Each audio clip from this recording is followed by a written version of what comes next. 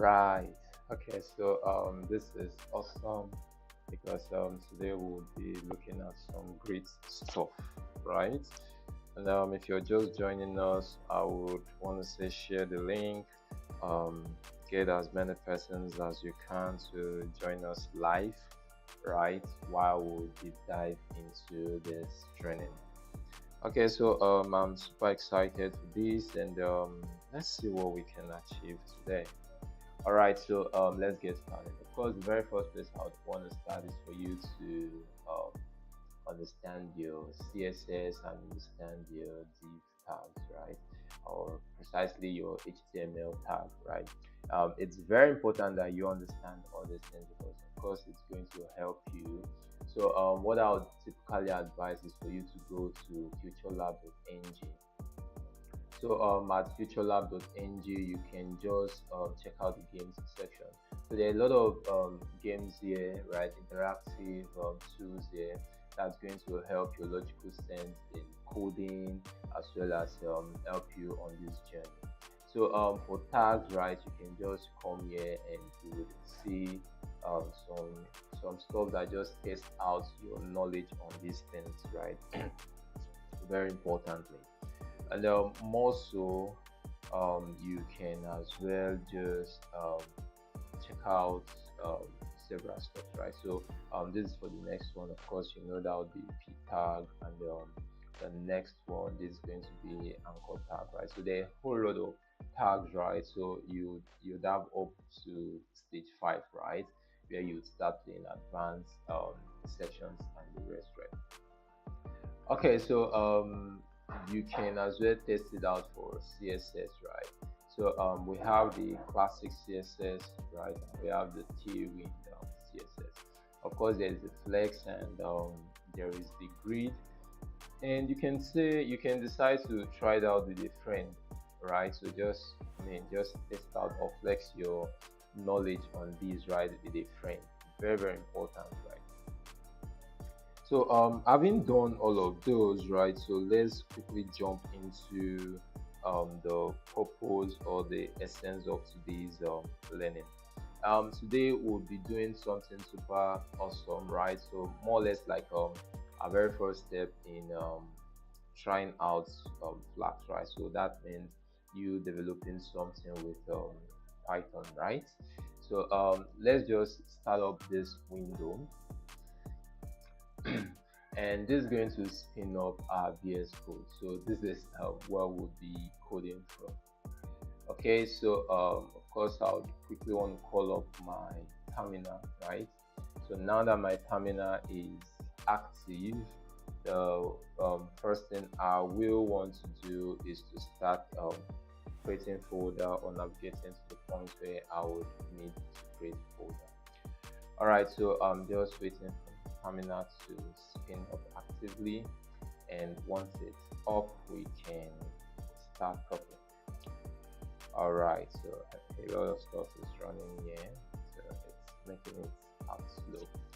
Okay, so first of all, let's just do ls. So if I do ls, it's going to print out all the files or folders that are here. So this is where I want to come to document, right? So from inside my document, I could start creating stuff. So let's just do document. So I would use my tab to auto-complete it, right? So hit enter. So let me ensure that I have a bigger screen. Okay, so inside here, I want to create a folder which I would name Flask. Then inside that folder, I would create this section. So let's do that now. So I'm going to say mkdir arrow, and let's call it Flask, right? So if we do that, that folder is going to be created. So now that the folder has been created, let's cd into that folder. So if we cd into the folder, we are going in there, we're going to create another folder. So let's say mkdir arrow, and let's call it um, learning, something like that, right? So we call that learning, and I'm going to cd into the learning folder, and now I'm going to open this folder. So I'm just going to say code dash arrow dot right. So I want this folder to be open on this VS Code. So rather than it open another VS Code, I want it to be open on this VS Code. So that's the essence for this recursive R, right? So that it opens here. So let's just chillax for it to open. And now that it's opened, all right, so now that it's opened, we can start working. So few things I would want to do. Sometimes I don't like the IntelliSense just popping up or making suggestions for me.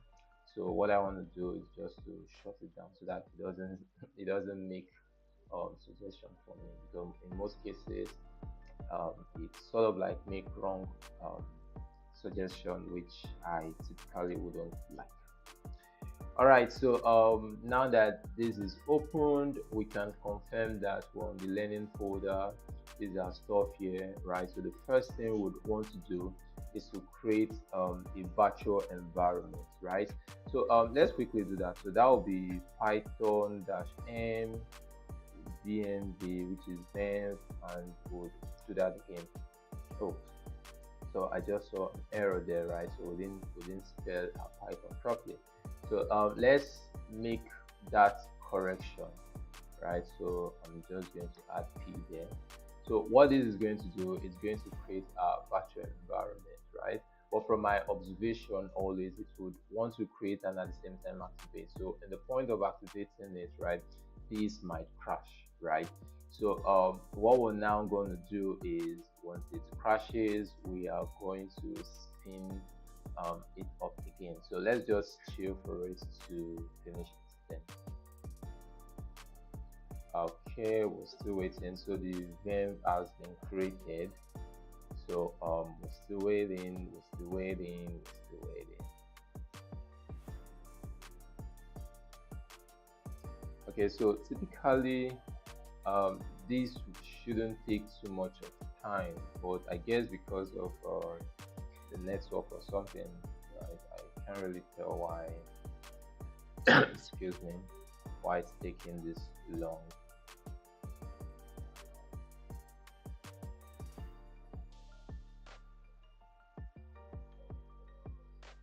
Okay, so we're waiting, we're waiting.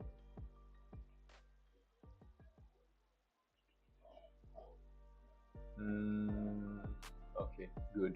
So now let's quickly just activate it. So I'm going to say then slash script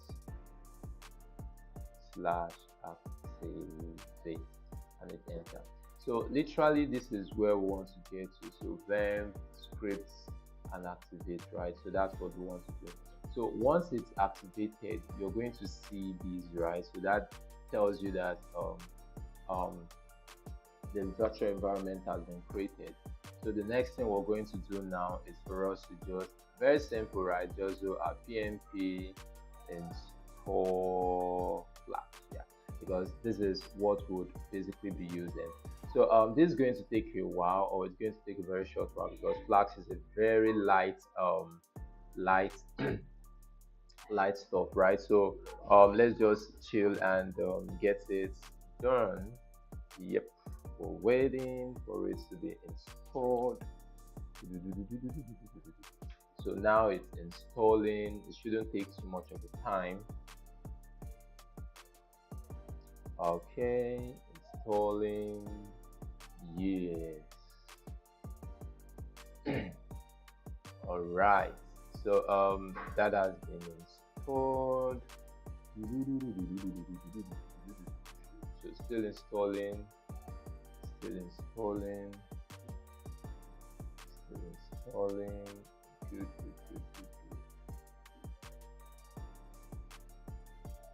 All right. So in a very short while, it's going to be done. Cooler. So it's done, right? All right. So let's begin properly. So we're going to say app.py, right? So this is a Python environment, right? And this typically is where we'll be writing majority of our server code, right? Should I call it about then, right? So the first thing first, we're going to say from Flask, right? Let it import Flask, right? That's something we would need. We would also need render templates, right? And lastly, I would want to call request. We might be using request, but let's see, depending on how it all goes, right? So let's say flag app right will be equals to flags, and for flags we're just going to call our name.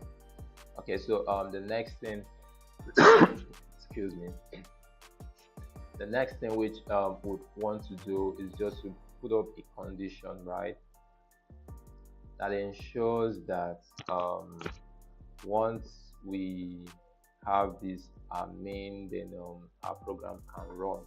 Basically the debug, right? So let's say run, and let's say debug to be true. Yeah.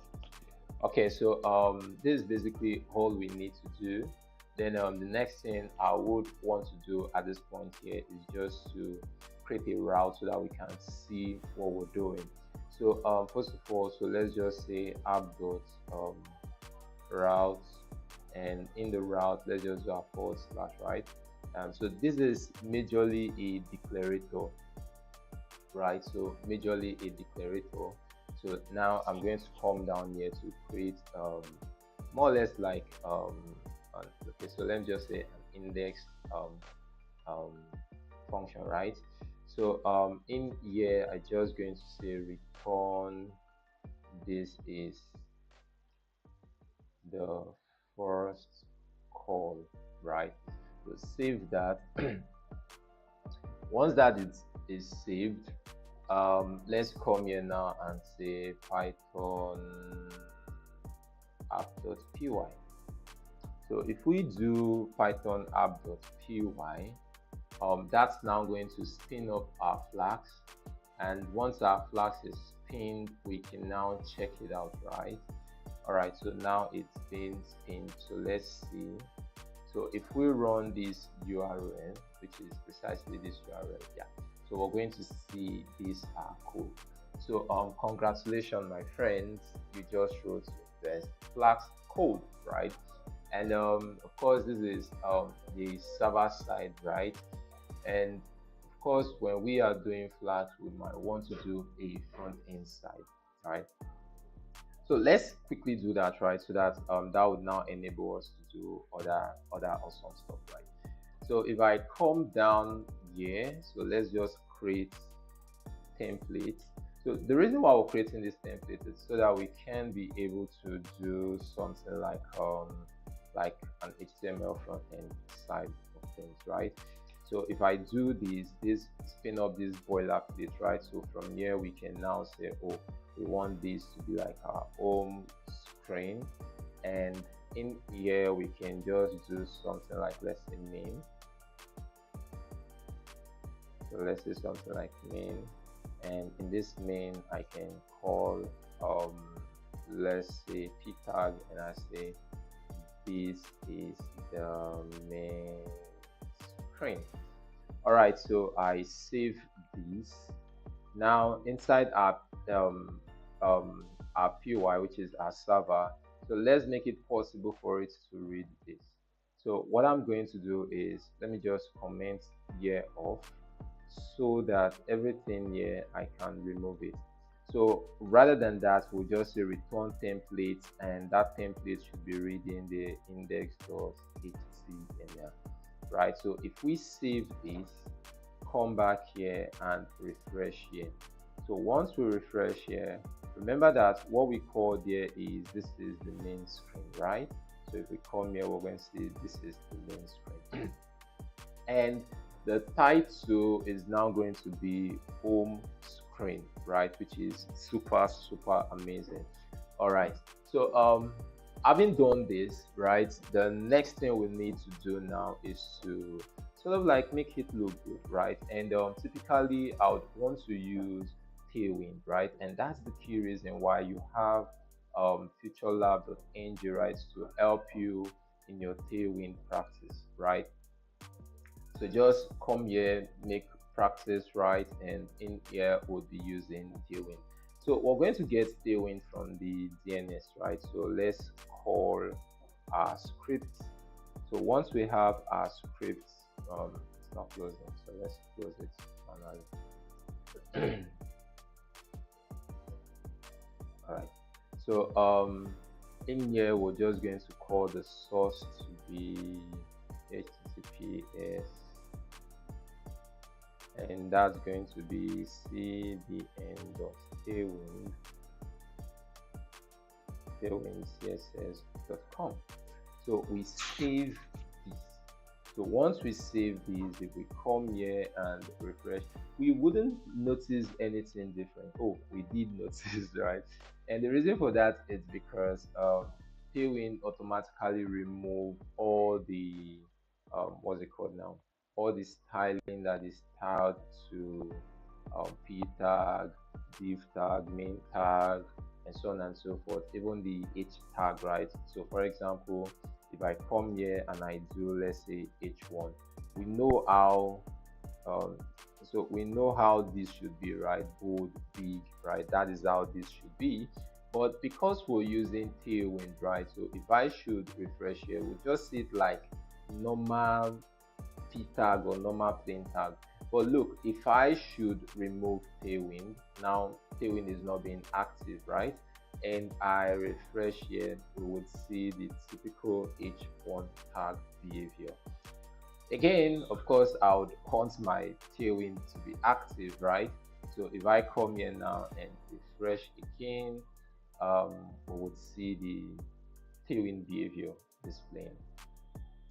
All right, so now what we want to do is to design a very simple header, right? So let's just say something that has navigation, right? So our typical header thing, right? So let's quickly do that now. So what I'm going to do is to take this main out, right? And let's, all right, so think streaming, okay, it's back. So we'll just hold something like that, right? So let me call it a div. Okay, we've already had that div. So I'm just going to say anchor tag, right? And this anchor tag would say home, and let's say about here, right? So just something like that, very simple. And in here we know that about is going to have href. So for now, let's just have this like this. Let's just have it like this. Okay, so rather than these, so I think I should have this inside a nav bar, and right here we'll just have one button that says get started. Yeah, so that's all we'll just have, right? And if we do this, and let me save this, right? So save, we come back here and refresh, we are going to see this like this. So this is our stuff. Now for image, we're not seeing anything, so let's try and make it good. So let's come down here. So what I'm going to do now, I'm going to say alt, right? And alt here will just say logo. Oops. So we'll just say logo. Okay, another thing I would want to do here is to take this guy off so that I can say wrap it inside an anchor tag, and inside here, so let's call our href again, and inside the href we can just do maybe a slash, right? So something like that, right? And for the moment we don't have about page, right? So let's just do this, should be about. All right, so like I said earlier on, for the moment we don't have the about page, right? So what we can do for that is right here, so we can just do this, so about html, and we just call this, so let's say this is the about page. All right, so we save this. Then one last thing to do is let's just duplicate this so that we can have the about, and of course I would want to change this function to about, and lastly change it to about as well. So we save this, right? Come here, ensure that this is saved, and if we come here, or here rather, and we do that refresh, so we can see this logo here. I can click here, it takes me to the about.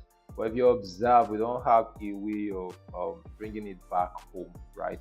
So now that's the problem, right? Because what that implies is that I would need to now recreate these over and over, right? Which is precisely this part, right? So how can it be possible for me to just create these ones and have it being shared across my application? I mean, that would make better sense, right? Rather than we just recreating it over and over and over and over again, right? So that doesn't make sense. So what I'm going to do is very, very simple, right? So I'm going to come down to there's my template, and inside the template I'll create a file. So let's name it base.html, right? So this can be named anything, right? But for want of better naming, we'll just use name it as base. So let's call this. So inside here we're going to call our literals, right? So let's just do this, and inside here, so I would say block. So ensure that you first of all put in that block, right? So let's call it title, and inside here I'm going to do another. So this is going to be end block. So what this now implies is that whatever I put inside here ultimately is going to fill up this space here. So that's good, right? So let's duplicate this. So let me have it here, but this time around I'm going to call this maybe content. Okay, so and of course end block, right? I think this is what I need to do. Then another thing else which I should do is the whole of this header. Let me just cut it off here, right? Come here and put it here so that this makes better sense. And of course I would want to carry this my script, cut it out, come to here, and no, there. So come here and just paste that script there. I put this in the wrong place, so it shouldn't be here. So let's just call it out, right? And come back here and paste it here. So once we do this, save here. Now for here we don't need the whole of this, so I can now remove this and just call in my literals, right? So what I want here is to say, okay, I want to extend, I'm extending the what's it called now, I'm extending the base, right? So that will be base.html. Yeah, so that's the base. So in here, to avoid any form of error, so my advice is just ensure you copy this, come here, be somewhere here, paste it, and in here, because this is the home screen, so we're just going to say home screen, right? Then if we come back here, we would see this, right? So I'm just going to copy this again, come down here, paste it, right? So let's just create space. So in here I could say main, and I would say this is the home screen, right? So something like that, right? So let's change this back, save here. So you're going to see this word behavior, right? So let's just copy here, come to about, paste it here, and this home here, let's change it to about, save here. So ensure that every part of your app is saved, like save all. So you have that triggered. So let's come back here. If I now refresh this, I'm going to see this, right? So now I can go to home, right? So this is the home screen. I can come to about. This is the about screen. Makes sense, right? Yeah. So we can now do proper styling for this base. So let me go to my base, which is here. So we can come here. In fact, let's start from the header. So I'll say class, and I'm just going to say flex. So if I do flex, I know there are two items there. So we're just going to say justify, and that would be between, right?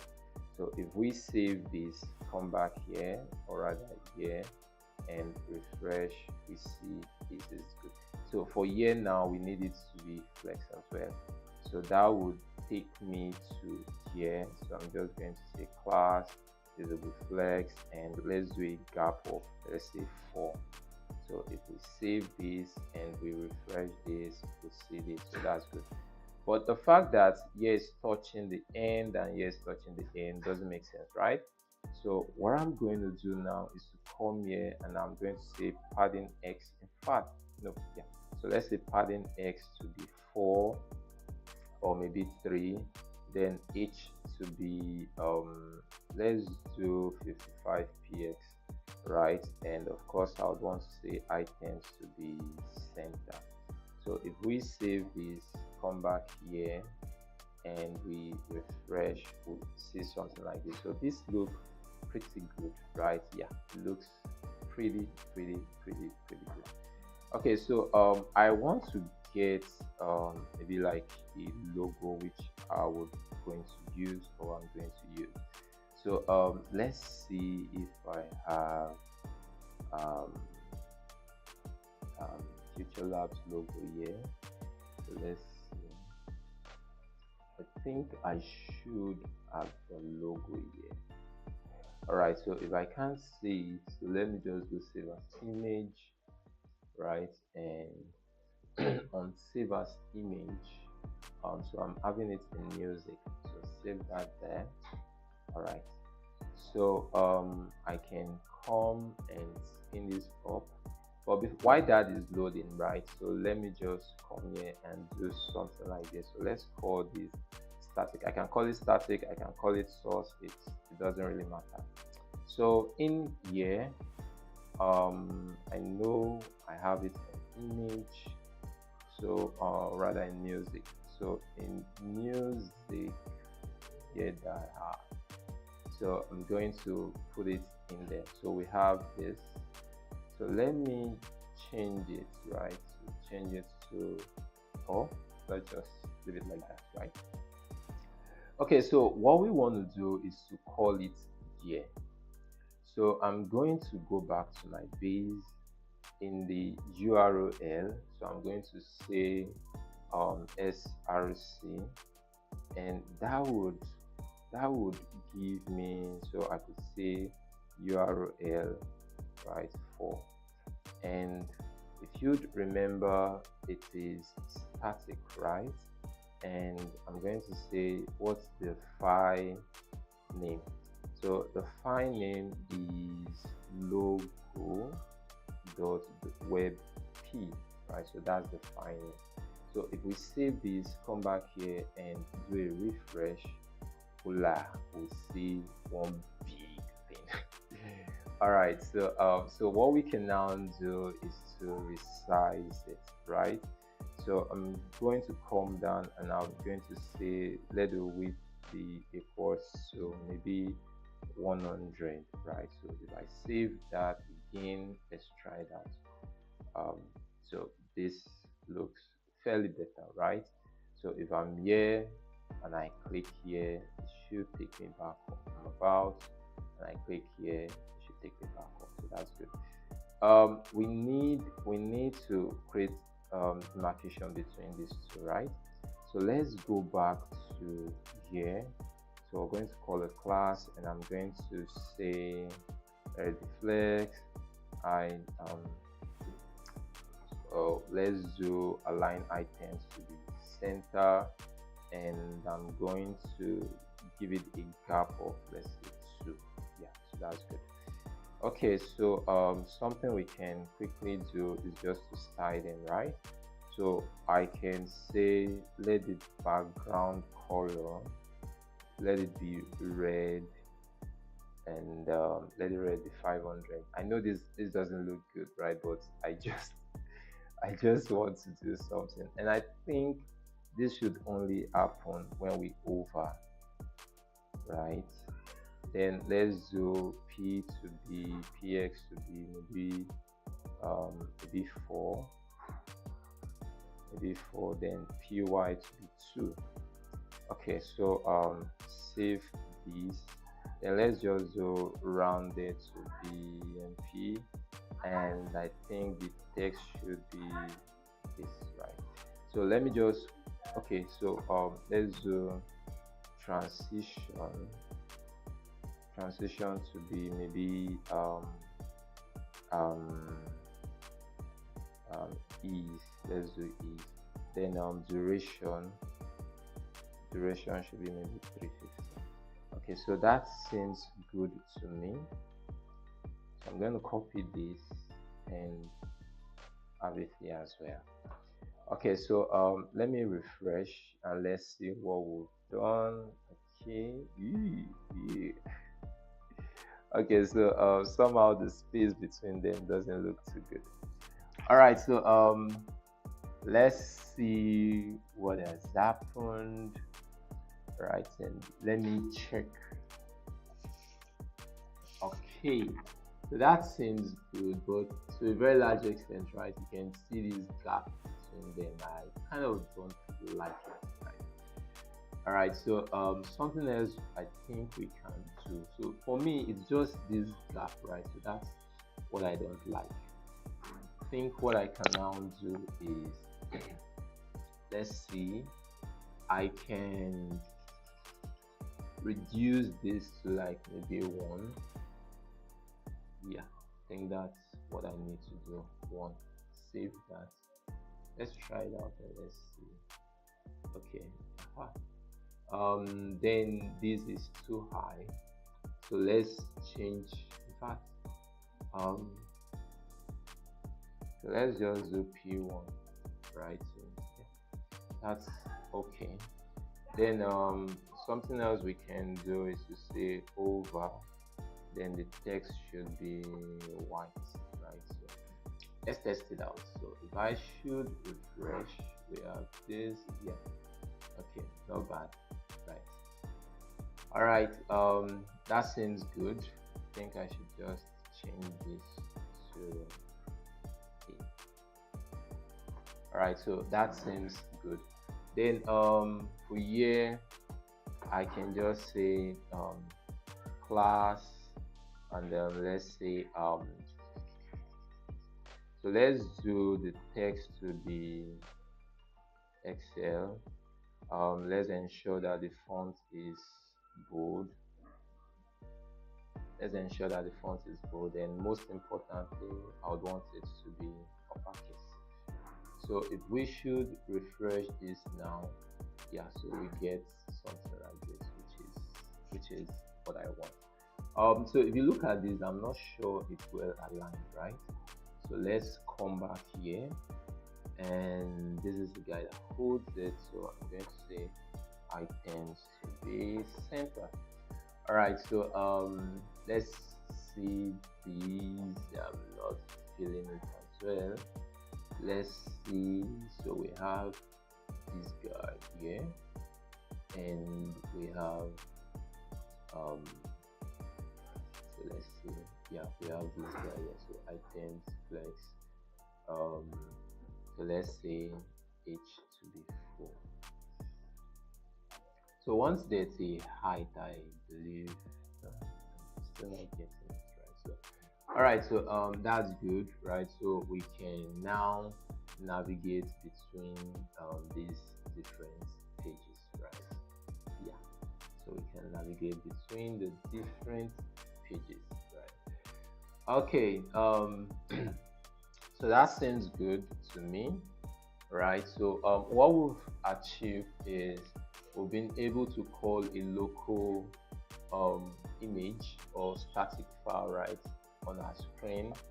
We can we've been able to create one component and share it across different pages, right? And we've been able to navigate between two or more pages, right? Because trust me, you can have as many links as possible and have them navigate between one another. So the other thing we're going to do now is we being able to capture data, right? So if we pass in data, we being able to capture it. I know this is taking too long, so I think that's where we're going to stop now. So let's quickly do that. How do we transfer data and capture the data?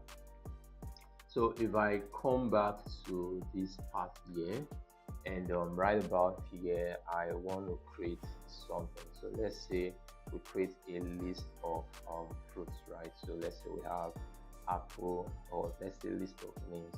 So we have pizza, we have James, right? So these names we can pass it down, right? So let's pass that name down. So if I come to here, so I can say list to be equals to list. So what we've successfully done here is to pass that name down, right, which is good. So I would save this, right, and come back to this part here. Okay, so we have this. So what something else I would want for here is rather than it being here, so let it be like somewhere here.